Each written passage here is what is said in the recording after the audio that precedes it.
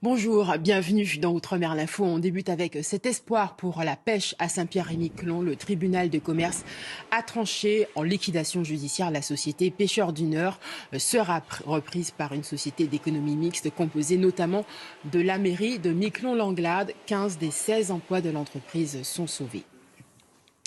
Et dans l'affaire des airbags explosifs, des familles de victimes guadeloupéennes ont initié une action collective en justice. Les campagnes de rappel des constructeurs automobiles sont pointées du doigt. Alexandre Auda. Au total, ce sont pas moins de 9 parties civiles qui entendent bien obtenir justice. Parmi elles, des familles endeuillées ou des personnes ayant été sévèrement blessées et présentant de lourdes séquelles. 6 d'entre elles seront représentées par le cabinet Copet spécialisé en dommages corporels. 2 victimes et 4 blessés qui espèrent que lumière soit faite. Tous ces gens qui ont souffert ont droit à la vérité. C'est notre premier combat.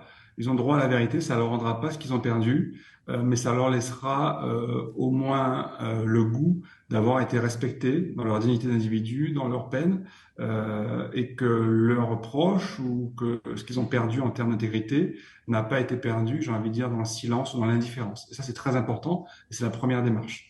Une affaire qui revient sur les devants de la scène après les 2 décès coup sur coup les 14 et 16 mai derniers, dans des circonstances similaires.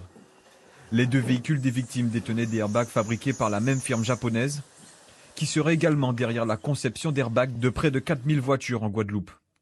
Une situation d'une extrême gravité selon l'avocat, qui attend aujourd'hui une véritable investigation.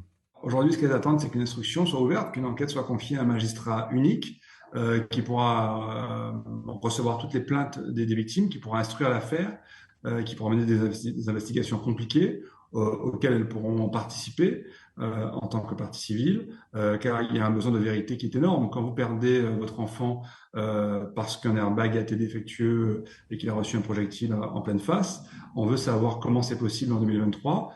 Une enquête dont le lancement pourrait être décidé par le procureur général et les 2 procureurs de la République qui déclineront leurs orientations judiciaires. Une conférence de presse du procureur de la République aujourd'hui donc. Donner la parole aux victimes d'inceste chaque année en France. 160 000 enfants subissent des violences sexuelles.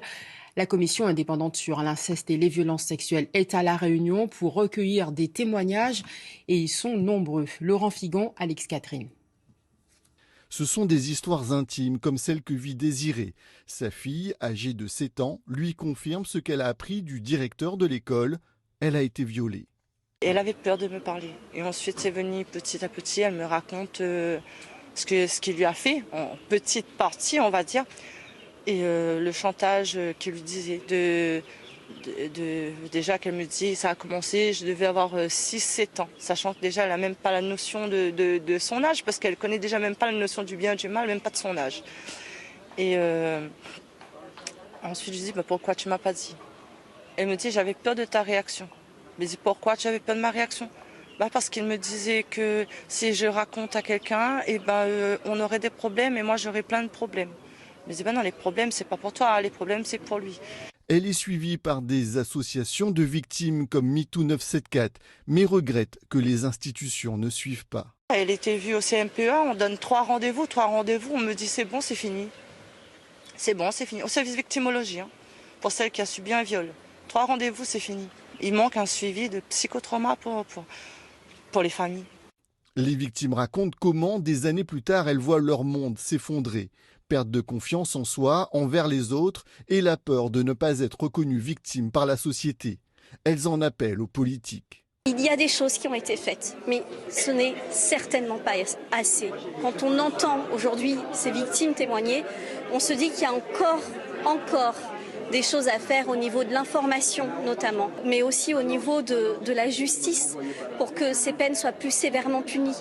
La Civise a déjà recueilli 25 000 témoignages, 9 000 questionnaires ont été traités, un travail de longue haleine. On ne parle pas d'un souvenir qui est loin dans le passé, on parle de quelque chose qui est toujours du présent. Et ces personnes, ces femmes, ces hommes, on dit « je revois ces scènes ». On dit « ce sont des odeurs, ce sont des touchés qui font que c'est toujours du présent ». Tout l'objet de la Civise, c'est de s'appuyer sur cette parole, sur cette réalité, pour construire des politiques publiques. La prochaine et dernière réunion publique se tiendra demain de 15h à 17h au campus professionnel rue du Père-Lafosse à Saint-Pierre. Le ministre délégué aux Outre-mer, Jean-François Carenco, est en Martinique depuis hier. Il a rencontré le président de la collectivité territoriale, Serge Letchimy, très remonté. Il accuse le gouvernement de vouloir privatiser le grand port maritime. Il dénonce une présidence imposée de Paris ainsi qu'une attitude néocoloniale et une posture inacceptable. Jean-François Carenco a annoncé 4 mesures contre la pollution au chlordécone. Les marins-pêcheurs et les éleveurs verront l'obtention des aides financières simplifiées, la prise en charge par l'État du surcoût du traitement de l'eau polluée et l'augmentation des moyens attribués à la recherche. Et le collectif des ouvriers agricoles empoisonnés par le pesticide s'insurge. Pour l'association, les consignes de l'ARS pour un traitement simplement diététique relèvent de la non-assistance à personne en danger. Cyriaque Sommier, Fabienne Léonce et Marc-François Calmot. Plus de 9 microgrammes de chlordécone par litre de sang, soit près de 23 fois la dose maximale admise par les autorités de santé. Si Léonide présente une telle concentration de pesticides dans son organisme, c'est notamment parce que, comme ses sœurs, elle travaille dans la banane depuis maintenant 29 ans. Toutes ont été testées et toutes dépassent largement la valeur de référence de 0,4 microgrammes par litre. Pour l'instant, les seuls conseils livrés aux personnes intoxiquées renvoient à la consultation d'un diététicien ou d'un nutritionniste afin d'adapter leur alimentation et de faire ainsi diminuer leur taux de contamination.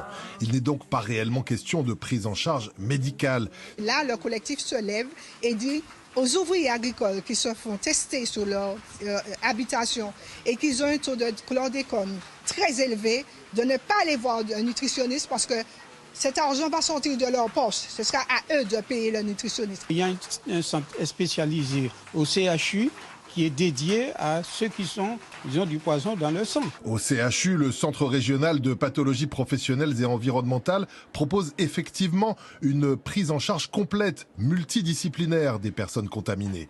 Il s'agit d'évaluer précisément leur état de santé et de dépister d'éventuelles pathologies consécutives d'une exposition importante et prolongée à la chlordécone.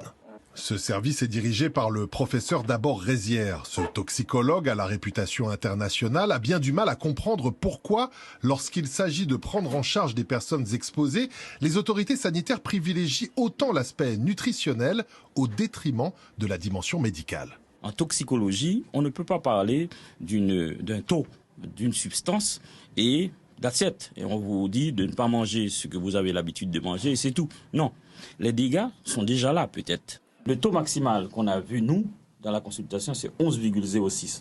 Il y avait 35 hommes, 65 femmes, il y avait plus de femmes. Et des ouvriers agricoles, c'était 50, la moitié. 50% c'était des ouvriers agricoles. Donc, on voit vraiment que le problème est chez ces 3200 ouvriers agricoles. Ce n'est donc pas un hasard si depuis le début de l'année, l'Agence régionale de santé organise des dépistages directement sur les exploitations agricoles.